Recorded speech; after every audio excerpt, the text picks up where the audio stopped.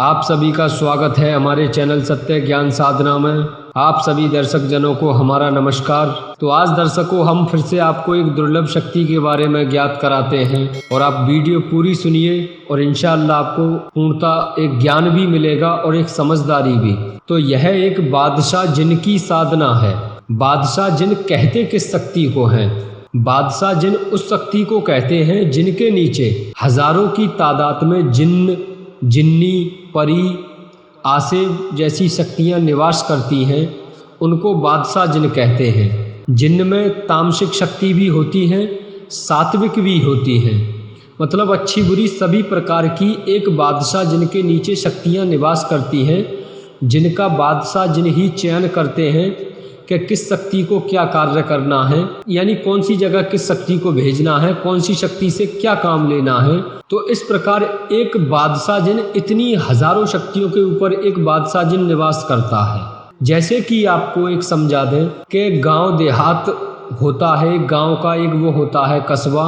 तो जैसे कि गांव में एक सरपंच होता है, गांव का एक आज की डेट में देखा जाता है कि गांव का वो होता है प्रधान। तो वह गांव में ये निश्चित करता है कि कौन सी सड़क बननी है, क्या होना है, अगर किसी मनुष्य ने कुछ गलत कर दिया है तो उसको क्या दिक्कत देनी है, क्या उसको समझाना है, क्या फल देना है। तो इस प्रकार एक गांव बाई गांव, शहर बाई शहर गांव प्रधान का जैसे सरपंच होता है, उसी प्रकार हर शहर बाई शहर एक बादशाह जिन होता है। उसके नीचे पूरा का पूरा कबीला होता है हजारों की तादाद में, जो कि जिन जिन्नात होते हैं। तो यह बादशाह जिन, जैसे कि आप ये ना सोचें कि एक ही बादशाह जिन है, जैसे कि दिल्ली, बम्बई, कलकत्ता, कानपुर, मेरठ, हापुड़, आगरा, मथुरा, इस प्रकार आपको हमने 5-7 शहर बताए। तो हर शहर का एक बादशाह जिन होता है, हर कस्बे का एक बादशाह जिन होता है, जिनके नीचे हजारों की तादाद में शक्तियां निवास करती हैं। ये बादशाह जिन ही निश्चित करते हैं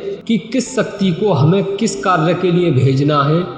अगर कोई साधक जैसे कि कालिया जिन या कोई तामसिक या सात्विक शक्ति किसी कस्बे या किसी गांव में सिद्ध करता है, तो उनके ऊपर जो बादशाह जिन होता है वह ये निश्चित करता है कि साधक ने सात्विक या तामसिक शक्ति सिद्ध की है, तो इसको किस प्रकार शक्ति को मुझे भेजना है, वह शक्ति किस प्रकार इस साधक का कार्य करेगी। तो वह बादशाह जिनकी हुकूमत से ही कार्य सिद्ध करती है। साधक से तो उसके वचन हो ही जाते हैं, पर वह बादशाह जिनकी भी राजी रहनुमाई लेती है, क्योंकि राजा की बगैर इच्छा के कोई भी कार्य नहीं हो सकता। तो आज हम आपको ऐसे ही एक बादशाह जिनकी साधना बता रहे हैं। यह कोई भी साधक या किसी गांव या शहर या देहात कस्बा कहीं भी सिद्ध करे, उसको उसी गांव शहर का एक बादशाह जिन की सिद्धि प्राप्त होगी। जिस प्रकार हम ये विधान बताएंगे तो उसको उस क्षेत्र का ही बादशाह जिन सिद्धि प्राप्त होगी।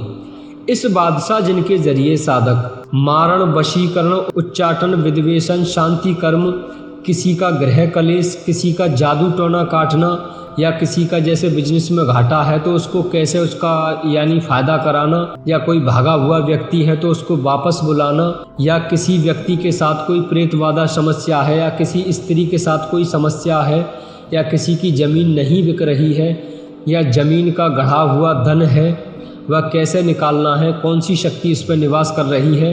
तो ये बादशाह जिन अपने साधक को सर्व कार्य समझाते रहते हैं, कैसे आपको क्या करना है। तो इनके ज़रिए साधक मतलब शायद ही दुनिया का कोई काम ऐसा है, जैसे कि कोर्ट कचहरी आदि से लेकर के कोर्ट कचहरी का भी काम करते हैं, सभी प्रकार के मतलब नोटों की बारिश भी करते हैं, क्योंकि इनके नीचे तामसिक व सात्विक सभी प्रकार की शक्तियां निवास करती हैं।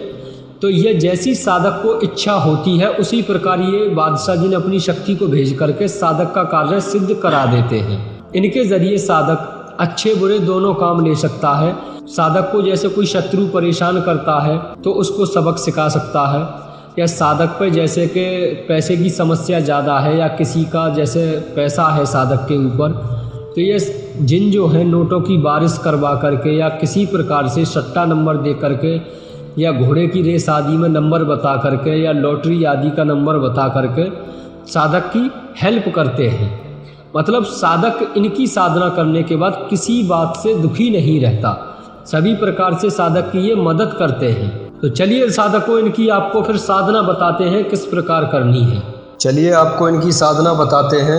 यह साधना 41 दिन की साधना है और यह साधना आप कहीं निर्जन वन खंडर में या कहीं वीरान मस्जिद में या कहीं वीरान देवालय में या फिर कहीं शमशान में या कब्रिस्तान में ऐसी जगह जाकर के आप ये साधना करेंगे, या कोई एकांत रूम ऐसा हो जहाँ की आपको कोई डिस्टर्ब ना कर सके, कोई पूछताछ ना करे आपसे, ऐसी जगह आप ये साधना करें। दिन जुमेरात का रहेगा, दिशा रहेगी आपकी पश्चिम, माला रहेगी सफ़ेद हकी और आपके सर पर एक जालीदार टोपी होगी, सफ़ेद लिबास पहना होगा, सफ़ेद एक तहमद बांध लें। फिर आपको 11 माला जाप करना है।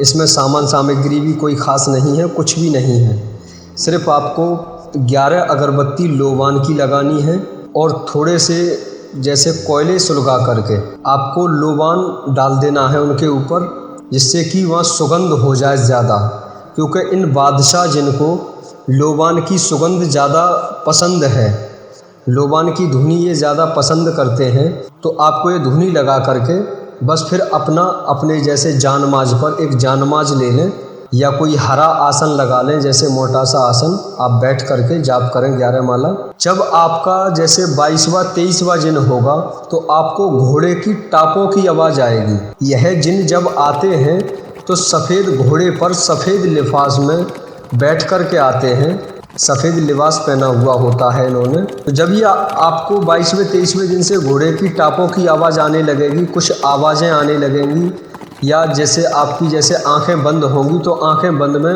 आपको कुछ ना कुछ दिखाई देने लगेगा, अदृश्य शक्तियाँ दिखाई देने लगेंगी आने जाने वाली। तो उस वक्त आप भयभीत ना होकर के अपनी माला पूर्ण किया करें। जब आपका 41वां दिन पूर्ण हो जाएगा तो आपके सामने 5वीं 6वीं माला से ही घोड़ों की टाप बड़ी तेज़ तेज़ यानी आने में, जैसे कि काफ़ी सारे घोड़े आ रहे हैं आपकी तरफ, इस तरीके से आवाज़ आएगी और वह जिन फिर आपके सामने आपकी 11 माला पूर्ण होते के साथ ही आपके सामने समक्ष आ जाएंगे।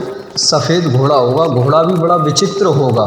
जब वह घोड़ा आपके सामने आएगा, उसके ऊपर ये बैठे होंगे तो आपको सलाम करेंगे। पहले अस्सलामु अलैकुम वरहमतुल्लाहि वबरकातहू, आप इनके सलाम का जवाब दें। फिर आपको ये कहेंगे कि मैं आपकी खिदमत से खुश हुआ, आप क्या चाहते हैं, तो आप इनसे वचन ले लें। आपको भी इनसे वचन लेने हैं, ये भी आपसे वचन लेंगे। तो इस प्रकार आपको ये अनुष्ठान पूर्ण करना है। बाकी आपको कुछ जानकारी समझ में ना आए तो आप हमारे नंबर पर संपर्क कर विस्तार पूर्वक जानकारी ले लें। मंत्र हम इसीलिए गुप्त कर देते हैं कि कुछ नए साधक वीडियो देख करके साधना करने बैठ जाते हैं और बेवजह किसी हानि के जिम्मेदार बन जाते हैं, क्योंकि कोई भी मंत्र अनुष्ठान साधना वगैरह बिना उस्ताद के नहीं होती। ये आप विशेष ध्यान रखें। जो उस्ताद मार्गदर्शन करता है वह उस्ताद ही सेफ्टी करता है, रक्षा करता है साधक की, तब वह साधना साधक को सिद्ध होती है। तो आप इसके बारे में अच्छे से जानकारी ले लें, फिर इस साधना को आरंभ करें। नमस्कार।